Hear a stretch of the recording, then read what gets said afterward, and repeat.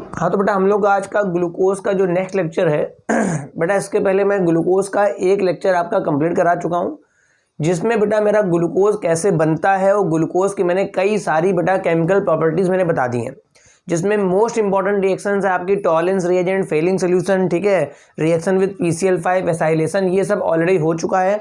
Auxin formation भी glucose का हो गया, साइनोहाइड्रिन भी हो गया। अब हम लोग बात करते हैं, मेरा पास नेक्स्ट पॉइंट है, इसको जरा आप इंपॉर्टेंट डाल दीजिएगा क्योंकि रिएक्शन पूछता है बेटा रिएक्शन विद फेनिल हाइड्रेजिन, ठीक है, रिएक्शन विद पूछता है फेनिल हाइड्रेजिन के साथ।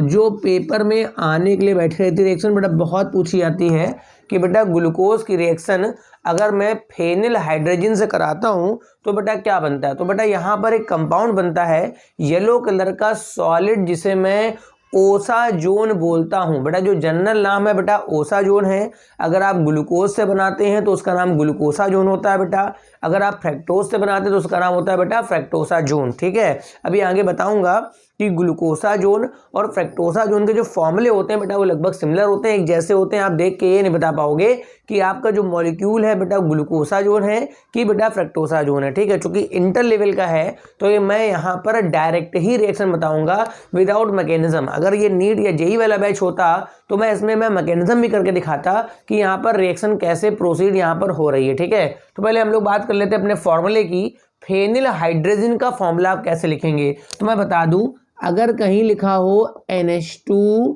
सिंगल बॉन्ड NH2, बेटा अगर कहीं ये लिखा है ना तो इसका नाम बेटा होता है हाइड्रोजन। इसका नाम क्या होता है बेटा हाइड्रोजन, ठीक है। अब इसमें एक H हटा करके एक बेंजीन जोड़ देता हूं। बेटा बेंजीन को मैं फेनिल, बेंजीन जब कहीं जुड़ती है ना तो उसका नाम बेंजीन नहीं बल्कि फेनिल हो जाता है। तो देखो यहाँ पर मैं इधर का एक H कम कर लेता हूं तो यहाँ पर हो जाएगा NH2 सिंगल बॉन्ड, ये हो जाएगा NH।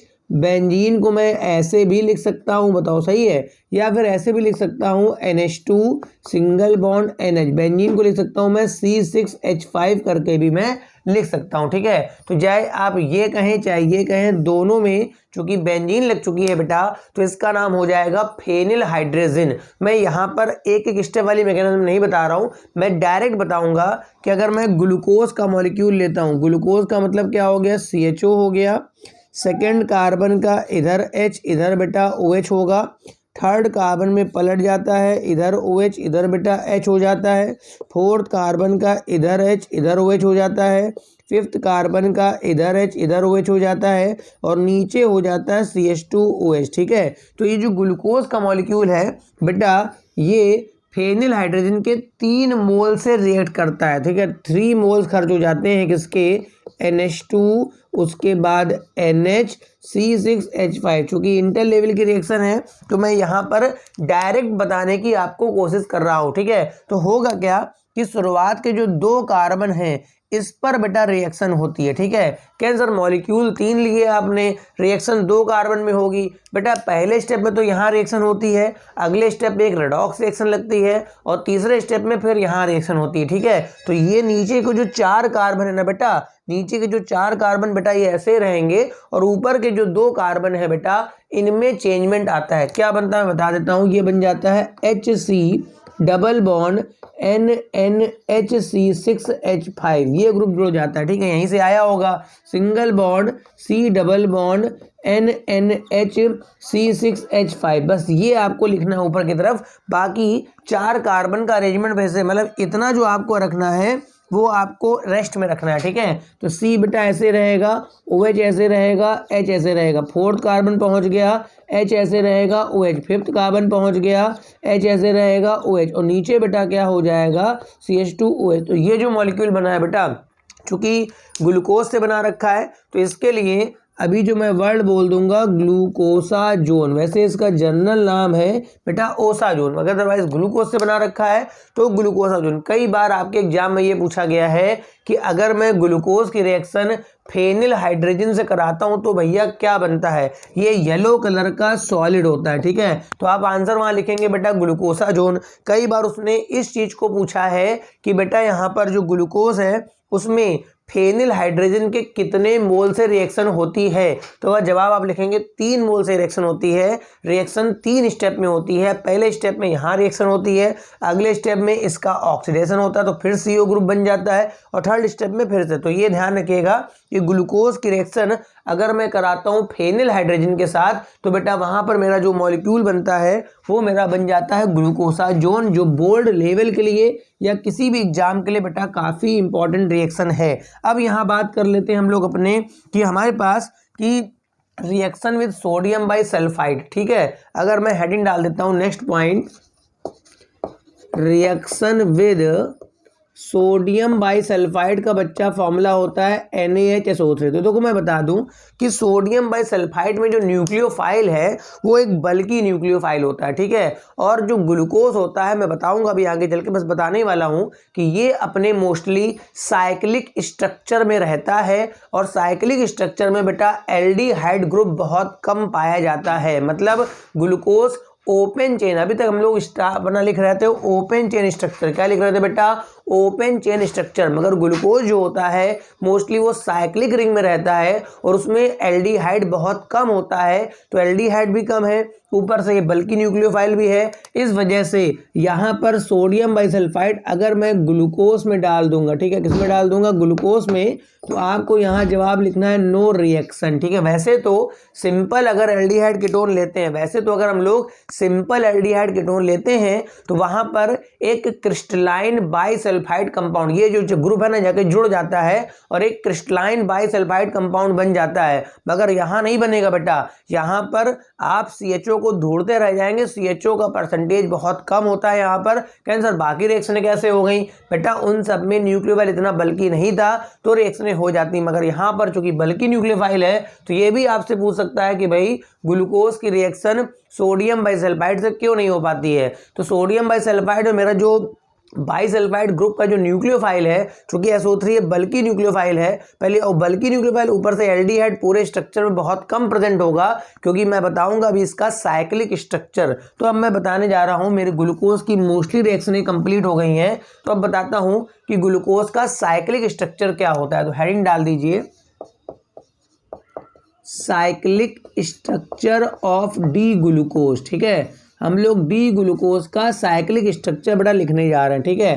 बेटा मेरे पास जब भी कोई साइक्लिक फॉर्म बनेगा कार्बोहाइड्रेट में, उसके 2 फॉर्म बनेंगे। क्या बनेंगे बेटा? 2 फॉर्म। कैसे बनेंगे बताता हूँ, ठीक है। अब मैं पहले इधर लिख लेता हूँ ओपन चेन स्ट्रक्चर, तो देखो ऐसे लिख लेता हूँ C double bond O single bond H। बेटा ये CHO दिखाई पड़ रहा है आपको, उम्मीद है आपको CHO दिख रहा होगा। सेकंड कार्बन पे बेटा यहाँ पर क्या होता है? H, इधर बेटा क्या होता है? OH। थर्ड कार्बन का OH पलट जाता है, इधर OH हो जाता है, इधर बेटा H। फोर्थ कार्बन फिर से वैसे हो जाता है H, यहाँ पर OH। फिफ्थ कार्बन यहाँ पर OH और यहाँ OH, और 6 नंबर पे होता है CH2OH। अब यहाँ पर मैं एक बात याद दिला दूं, अगर आपने मेरे एल्डिहाइड कीटोन के लेक्चर्स नहीं देखे हैं, या कहीं पर भी अगर आप पढ़ते हो और अगर आपने एल्डिहाइड कीटोन के लेक्चर नहीं देखे हैं, तो ये बात आपको कम समझ में आएगी। क्योंकि एल्डिहाइड कीटोन की रिएक्शन अगर मैं 1 मोल एल्कोहल से कराता हूं, करके दिखा देता हूं। ये मेरे पास CO ग्रुप है, ये मेरे पास है CO ग्रुप। एल्डिहाइड भी हो सकता है, कीटोन भी हो सकता है। अगर मैं इसको 1 मोल एल्कोहल देता हूं, अगर मैं इसको 1 मोल एल्कोहल देता हूं, तो यहां पर एक एडिशन रिएक्शन हो जाती है, H जाके यहां चिपक जाता है, OR बटा यहां चिपक जाता है, ठीक है। क्या हुआ? C पे यहां हो जाता है OH, ये हो जाता है OR। अगर ये एल्डिहाइड है तो ये मेरा बनता है हेमी एसिटल। मतलब ये जो मॉलिक्यूल है जिसमें, ये जो मॉलिक्यूल है बेटा जिसमें एक कार्बन पर एक OH होता है और ये होता है OR बॉन्ड, तो ये जो होता है बेटा इसको मैं बोलता हूं हेमी एसिटल। हाँ, अगर इस वाले OH पर ये जो OH है ये अल्कोहल नहीं होता, ये हेमी एसिटल का होता है। अगर इस OH में मैं दोबारा अल्कोहल दे दूं तो ये फिर से OR बन जाएगा, और वो जो बन जाता है उसको मैं बोलता हूं एसिटल, ठीक है। अगर कीटोन तो मैं कीटल बोल दूंगा। अब देखिए यहाँ पर ये मैंने क्या बताया कि एल्डिहाइड या कीटोन की रिएक्शन बेटा 1 मोल अल्कोहल से कराओगे ना तो वहां पर या तो हेमी एसिटल बनेगा या बच्चा हेमी कीटल बनेगा, डिपेंडिंग अपॉन द एल्डिहाइड और कीटोन। अब मैं यहाँ पर देखिए ये एल्डिहाइड है, इसका जो 5वां कार्बन होता है, पहला, दूसरा, तीसरा, चौथा, 5वां, ये जो OH है ये इसके बहुत नज़दीक होता है, क्योंकि कार्बन की चेन जो होती है वो कॉइलिंग शेप में चलती है। मतलब कार्बन की चेन ऐसे नहीं होती है, होता ऐसे ही है, मतलब कॉइलिंग फॉर्म में। तो ये पहला, फिर दूसरा, फिर तीसरा, फिर चौथा, फिर 5वां। जो 5वां कार्बन होता है, 5वें कार्बन का जो OH होता है ना बेटा, ये इसके नज़दीक होता है, तो यही जाके इससे रिएक्शन करता है। कैसे देखिएगा, ये H जाके यहाँ पर ऐड हो जाएगा। अरे यही तो हुआ था, अरे भैया हेमी एसिटल में यही तो हुआ था कि CO पे कौन चिपक गया था, H, ये H यहाँ जुड़ जाएगा, तो C पे इस जगह पे हो जाएगा OH, इधर हो जाएगा H, ठीक है। इस डबल को आप तोड़ दीजिएगा, बाकी क्या होगा, ये सेकंड कार्बन यहाँ H। अभी इसकी वैलेंसी पूरी करनी बाकी है, भी करूंगा। ये मेरे पास हो गया OH, इधर मेरे पास थर्ड कार्बन हो गया, यहाँ OH, यहाँ H, फोर्थ कार्बन हो गया, यहाँ H, यहाँ OH, फिफ्थ कार्बन हो गया, यहाँ H, मगर यहाँ O है, यहाँ पर O है, इसका H जा चुका है, और नीचे हो गया है बेटा CH2OH। अब बताइए ये इससे लॉक हो जाता है इस तरह से, ठीक, ये फॉर्म बन गया। अच्छा, मैंने आपको एक बात बच्चा और सिखाई थी कि CO ग्रुप प्लेनर होता है, तो प्लेनर पे ऊपर से बेटा होगा और नीचे से भी, तो एक पॉसिबिलिटी और बनेगी, इसमें एक कॉन्फ़िगरेशन और बनेगा जिसमें OH लेफ्ट में होगा, H राइट में। मतलब ये बन जाता है C पे इधर OH हो जाता है, इधर H, सेकंड कार्बन ये H, ये हो गया OH, थर्ड कार्बन ये हो गया OH, ये हो गया H, फोर्थ कार्बन ये हो गया H, ये हो गया OH, फिफ्थ कार्बन ये हो गया H, ये हो गया O, ये इधर से लॉक हो जाता है, नीचे हो जाता है CH2OH। तो ये मेरे पास ग्लूकोज के 2 साइक्लिक स्ट्रक्चर एक साथ बनते हैं, जिसमें पहला कार्बन का जो OH वाला बॉन्ड है, ध्यान रखिएगा, ये हेमी एसिटल बॉन्ड बना हुआ है। कौन सा बॉन्ड बना हुआ है, हेमी, या ये बॉन्ड बोलो चाहे ये बॉन्ड बोलो, चूंकि एल्डिहाइड की रिएक्शन एक बार अल्कोहल से हो चुकी है बच्चा, एल्डिहाइड की रिएक्शन एक बार अल्कोहल से हो चुकी है, इस वजह से ये जो बॉन्ड बना है उसका नाम है हेमी एसिटल। जिसमें OH आपको राइट साइड दिखेगा उसे मैं बोलता हूँ अल्फा डी ग्लूकोज, ठीक है। जिसमें OH राइट साइड दिखेगा उसका नाम होता है अल्फा डी ग्लूकोज, और जिसमें OH आपका लेफ्ट साइड दिखेगा उसका नाम होता है बच्चा बीटा डी ग्लूकोज, ठीक है। मतलब कुल मिला के इसका नाम अल्फा डी ग्लूकोज है और इसका नाम बीटा डी ग्लूकोज है, और ये दोनों जो होते हैं एक दूसरे के एनोमर्स कहलाते हैं। क्या कहलाते हैं बच्चा, एनोमर्स। सर एनोमर्स क्या होते हैं, अगर मेरे पास 2 साइक्लिक कार्बोहाइड्रेट ऐसे लिखे हों जिनके रिंग के पहले कार्बन का, बात सुनिएगा भाई, रिंग के पहले कार्बन का आपका जो कॉन्फ़िगरेशन है, ठीक है, रिंग के पहले कार्बन का आपका कॉन्फ़िगरेशन चेंज है, तो मैं उनको बोलता हूं एनोमर्स। देखिए ये रिंग का पहला कार्बन है, इसका OH राइट साइड में है और इसका OH कहाँ है बच्चा, लेफ्ट साइड में। देखिए बाकी सब सेम है, देखिए OH right, OH right, OH left, OH left, OH right, OH right, बाकी सब कुछ सेम है, मगर रिंग के पहले कार्बन का जिसमें कॉन्फ़िगरेशन बदल जाता है बेटा उसे मैं एनोमर्स बोलता हूं। तो पेपर में आपका आ सकता है बेटा कि अल्फा डी ग्लूकोज और बीटा डी ग्लूकोज क्या होते हैं। और एक चीज बता दूं, ये आप जो स्ट्रक्चर देख रहे हैं इसे मैं बोलता हूं फिशर प्रोजेक्शन। क्या बोलता हूं बच्चा, फिशर स्ट्रक्चर। फिशर स्ट्रक्चर कैसा होता है बेटा, अगर 11 थोड़ा बहुत ठीक से पढ़ा होगा तो हॉरिजॉन्टल और वर्टिकल लाइन ऐसे जो भी स्ट्रक्चर ड्रा होते हैं बेटा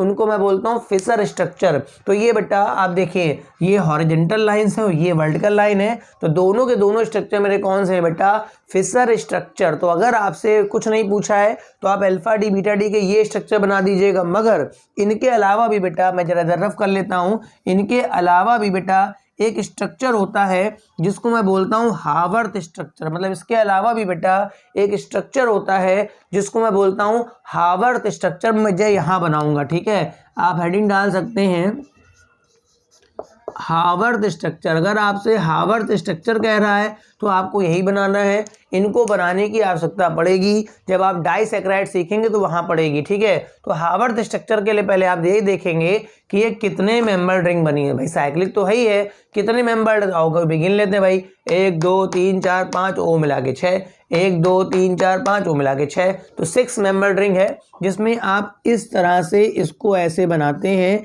6 मेंबर्ड यहाँ ओ कर दीजिएगा और ऐसे बना लीजिएगा, ठीक है। अब देखिए ये ऑक्सीजन हो गया, ये ऑक्सीजन है, ये इसके बगल का कार्बन ये वाला होगा, ये फर्स्ट कार्बन है, ये सेकेंड थर्ड फोर्थ फिफ्थ, एक कार्बन रिंग के बाहर है, एक कार्बन रिंग के बाहर। तो बाकी आप ऐसे लाइनें ड्रा करेंगे, ऐसे लाइनें ड्रा करेंगे, ऐसे लाइनें ड्रा करेंगे, बात समझे। अब देखिए यहाँ पर हर कार्बन पे 2-2 बॉन्ड है, तो भाई 2-2 बॉन्ड फ्री हैं, तो करना क्या इसमें, आपको ग्रुप कैसे अरेंज करने में पहले अल्फा डी का बता रहा हूँ, ठीक है। आपको जो भी राइट में दिख रहा है, बात सुनिएगा भाई, जो भी राइट में इसको पलटा दीजिए, इसको आप जितना राइट में दिख रहा है वो सब नीचे ले जाइए, जितना लेफ्ट में वो सब, जैसे मान लो ये पहला कार्बन, ये पहला कार्बन रिंग का OH राइट में है तो OH आप नीचे ले जाएंगे, H लेफ्ट में तो H ऊपर ले जाएंगे। सेकंड कार्बन पे OH राइट में है, OH नीचे ले जाएंगे, H यहाँ ले जाएंगे। थर्ड वाले में H नीचे आ गया, यहाँ पर H हो गया, यहाँ OH हो गया, इसमें फिर से आपका OH नीचे हो गया और H। देखो अब इस वाले के लिए ध्यान रखिएगा आप,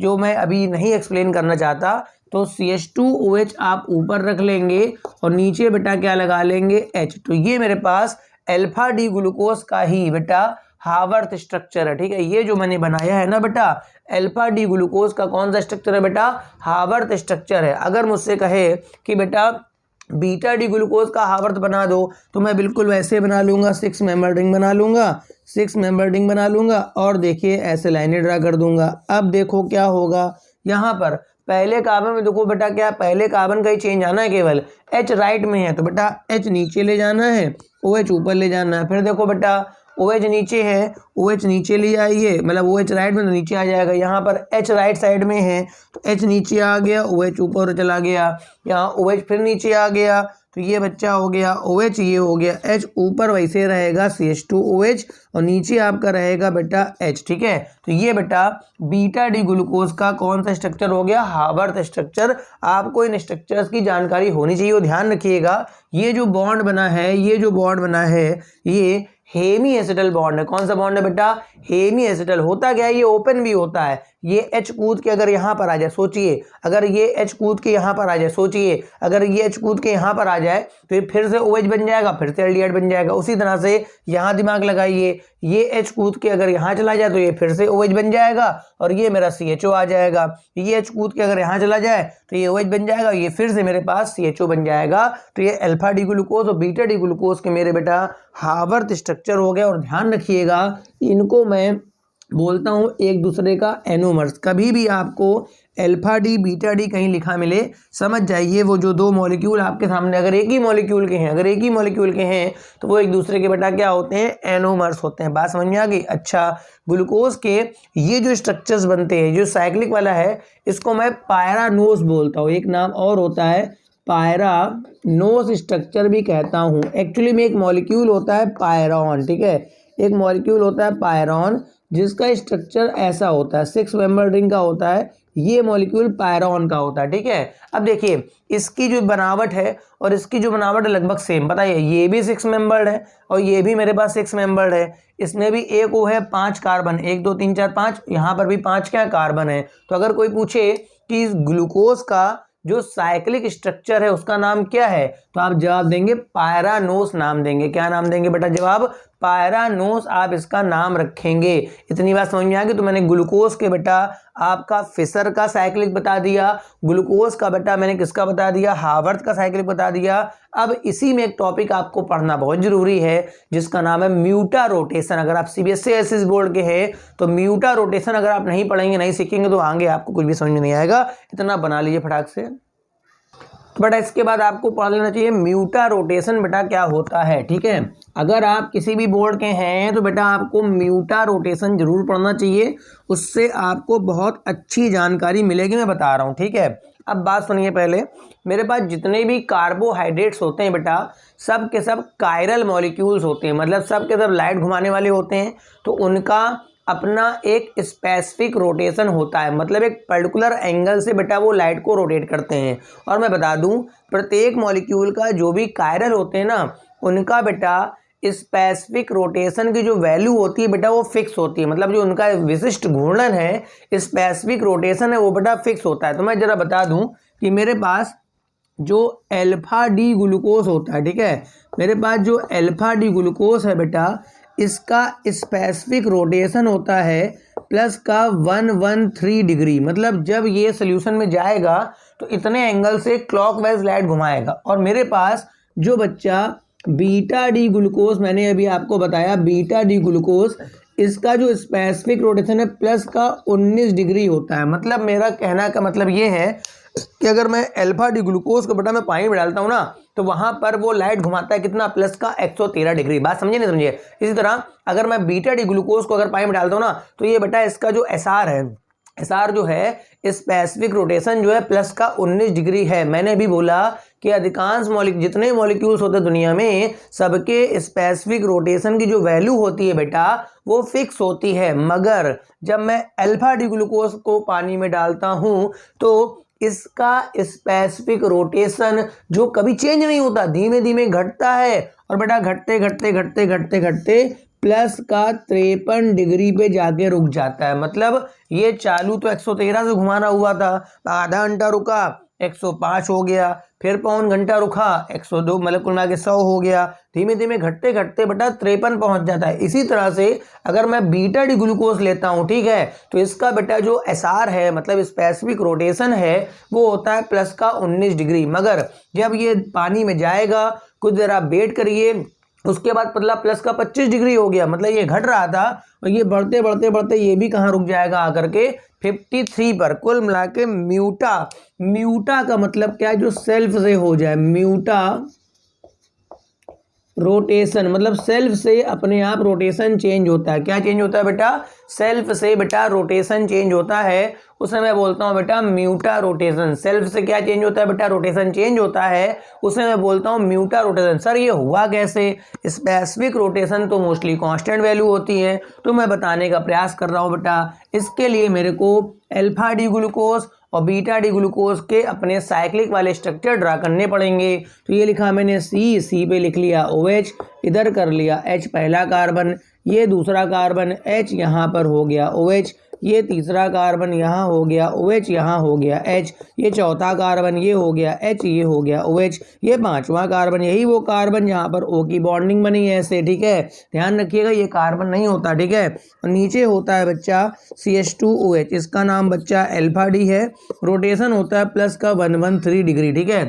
बीटा डी इधर बना लेता हूँ, सी पे यहाँ पर OH, यहाँ पर H, इधर सेकंड कार्बन यहाँ पर हो गया H, यहाँ हो गया OH, थर्ड कार्बन यहाँ हो गया OH, यहाँ हो गया H, फोर्थ कार्बन यहाँ हो गया H, यहाँ हो गया H, fourth carbon fifth carbon H, यहाँ पर O हो गया, और ये मेरे पास हो गया बच्चा बीटा डी ग्लूकोज, इसका होता है प्लस का 19 डिग्री। अब होता क्या है बेटा सुनिएगा, मैंने कहा था कि यहाँ पर ये अपने ओपन फॉर्म में भी आता, तो ध्यान रखिएगा जब तक यहाँ पर ये पहले कार्बन का OH जिंदा है, जैसे टाइगर नहीं जिंदा है, जैसे टाइगर नहीं जिंदा वैसे ही जब तक यहाँ पर ये OH जिंदा है तब तक ये H वापस आता रहेगा। अच्छा बताइए, अगर ये H वापस कूद के यहाँ पर आ गया, अगर ये H वापस कूद के यहाँ पर आ गया तो ये फिर से क्या बन जाएगा? OH बन जाएगा, और ये बाबूजी CHO, मतलब ये अपने साइक्लिक स्ट्रक्चर से ओपन में कूदेगा, मतलब कूद गया, कूदा दो भाई से C डबल बॉन्ड बन जाएगा। देखो साइक्लिक से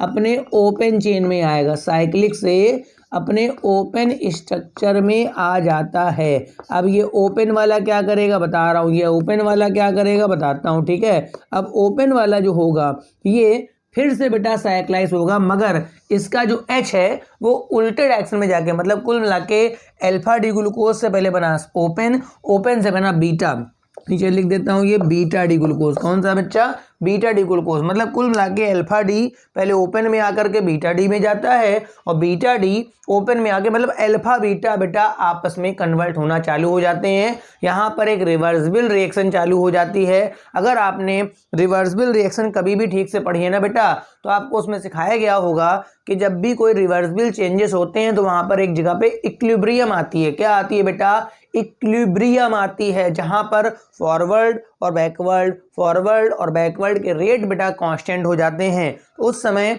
आपको जो दोनों के कंसंट्रेशन हैं वो फिक्स हो जाएंगे। मतलब जिस समय यहाँ इक्विलिब्रियम आएगी ना, वहां पर अल्फा डी ग्लूकोज और बीटा डी ग्लूकोज दोनों का मिक्सचर पाया जाएगा। यानी कुल मिलाकर जो रोटेशन है ना वो पूरा अल्फा का होगा ना वो पूरा बीटा का होगा, दोनों को मिला करके होगा। तो दोनों को मिला के वैल्यू बीच में ही तो आएगी। इसका कितना बताया था यार, मैंने लिखना भूल गया, कितना बताया था मैंने, 53 है ना, 53 डिग्री बताया था। मतलब कुल मिला के जो रोटेशन है बेटा, मैंने कहा ना कि अल्फा के सारे मॉलिक्यूल अल्फा नहीं रहेंगे, थोड़े बीटा बन जाएंगे, बीटा के बीटा नहीं रहेंगे, थोड़े अल्फा बन जाएंगे। जब तक ये OH जिंदा रहेगा तब तक, जब तक आपके पास जो आपने एनोमेरिक कार्बन ये वाला बताया था ना, इसका जब तक हेमी एसिटल का OH जिंदा रहेगा तब तक ये अपने ओपन चेन में आएगा। और मैं बता दूं, जब ये ओपन चेन में आएगा तभी ये एल्डिहाइड बनेगा और तभी ये टॉलेंस और फेलिंग से रिएक्शन भी करता है। अगर मैं इस OH के बदले OR कर दूं, मेरी बात ध्यान से सुनिएगा, अगर मैं इस OH के बदले बेटा OR कर दूं तो बेटा वो R तो जंप होने से रहा, मतलब वो R तो कूदेगा नहीं, मतलब ये अपने एल्डिहाइड फॉर्म में नहीं आ पाएगा। अगर बेटा ये एल्डिहाइड फॉर्म में नहीं आ पाएगा तो जाहिर सी बात है ये आपका टॉलेंस और फेलिंग से रिएक्शन नहीं करेगा, मतलब वो हो जाएगा नॉन रिड्यूसिंग अल्कोहल। अभी तो ये रिड्यूसिंग है, तो मैंने क्या कहा कि अल्फा डी जब धीमे धीमे बीटा में कन्वर्ट होगा तो बताइए बीटा लेकर रोटेशन कम है ना, तो ये धीमे धीमे कम होगा। जब बीटा डी धीमे धीमे अल्फा में आएगा तो अल्फा का ज़्यादा है ना, तो इस वजह, और जब इक्विलिब्रियम आ जाएगी, जब साम्य अवस्था आ जाएगी तो अल्फा और बीटा की जो अमाउंट है बेटा फिक्स हो जाएंगे। तो उस मिक्सचर का जो रोटेशन होगा वो भी फिक्स हो जाएगा और उस पर जो रोटेशन देखा गया लगभग कितना देखा गया, 53 डिग्री। बुक बदलोगे थोड़ा बहुत डाटा बदल जाएगा। अच्छा, अब मेरे को पता लगाना है कि अल्फा बीटा में इस इक्विलिब्रियम में ज़्यादा कौन होगा, मतलब मेरे को पता लगाना है कि अल्फा बीटा में इक्विलिब्रियम में ज़्यादा कौन होगा। तो मैं बता दूं भैया, ये रोटेशन देखिए 53 डिग्री बेटा किसके नज़दीक है, 53 113 के नज़दीक है कि बेटा 19 के, तो जवाब मिलेगा 53 19 के ज़्यादा करीब है और इससे काफ़ी दूर है। इसका मतलब ये हो गया कि उस इक्विलिब्रियम मिक्सचर में बीटा डी ग्लूकोज ज़्यादा पाया जाता होगा और अल्फा डी ग्लूकोज बेटा कम पाया जाता होगा। ये बात समझ रहे हो, मैंने कहा 53 ज़्यादा करीब बेटा किसके है, 19 के ज़्यादा करीब है, ठीक है। और कुछ का कहो एक करीब दिख रहा हो, नहीं ये इसके तो दूर है बेटा। तो इस वजह से उस इक्विलिब्रियम मिक्सचर में बेटा बीटा डी ग्लूकोज ज़्यादा होता है और अल्फा डी कम। इससे ये बात भी सिद्ध होती है कि बीटा डी ग्लूकोज की जो स्टेबिलिटी है वो बेटा अल्फा डी ग्लूकोज से बेटा ज़्यादा होती है। बीटा डी ग्लूकोज की जो स्टेबिलिटी है बेटा अल्फा डी ग्लूकोज से बेटा ज़्यादा होती है। तो इसी के साथ आपका टोटल ग्लूकोज मैंने कंप्लीट करा दिया है विद आपका म्यूटा रोटेशन और with cyclic structure of D glucose. अब नेक्स्ट टाइम जो आएगा बेटा, नेक्स्ट लेक्चर जो आएगा उसमें मैं फ्रैक्टोज की बातें करूंगा, फिर फ्रैक्टोज के भी शायद 2 लेक्चर आएंगे 1 और 2 करके। उसके बाद एक लेक्चर मैं बनाऊंगा अपना डाइसैकेराइड और पॉलीसैकेराइड को लेकर के। तो जिन बच्चों ने अभी तक मेरा यूट्यूब चैनल सब्सक्राइब नहीं किया, क्यों नहीं किया भाई, अगर करोगे तो आपको बिल्कुल फ्री फंड के बिल्कुल जो भी लेक्चर्स मैं अपने कोचिंग्स वगैरह में प्रोवाइड करता हूँ भाई, उसकी फीस लेता हूँ हायर फायर, तो वहाँ पर आपको फ्री फंड में मिल रहा है, तो आप क्यों नहीं लोगे भाई। सब्सक्राइब कर लो। कुछ दिन बाद अभी जी और नीट वाले लेक्चर्स भी आएंगे। Thank you for watching lecture.